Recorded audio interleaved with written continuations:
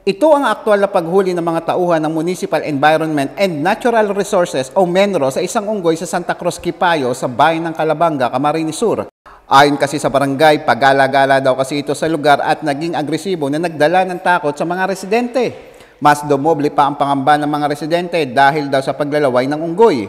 May nagtulok po sa kuya sir ning constituency may na igwa po daang sarong unggoy na medyo aggressive na sa tao po, medyo naglalaway na ang sa iya pong mukha po. Nagtulong-tulong ang mga personahe ng Municipal Agriculture Office at MENRO upang dakpin ang naturang unggoy, ngunit naging pahirapan daw ang pagdakip sa unggoy dahil na rin sa pagiging agresibo nito at maliksi. Kaya lang sa sobra po ning mailap na si unggoy, nasakitan pong madakop iniyo. Almost inabot ning 6 hours, around mga 10 o'clock in the morning, mga 3 lampas na. Sa ngayon ay nasa mabuti ng kalagayan ng unggoy at na-turn over na rin ito sa Senro Goa para masuri. Nakatakda ring pakawalan sa wild ang naturang unggoy.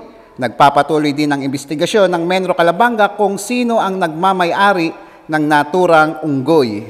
Sa mga tao po na gusto mag-ataman po ng wild animals, primero po, dapat po i-secure ta po sinda. Panduwa po, dapat po hindi po nag-agi sa legal na proseso.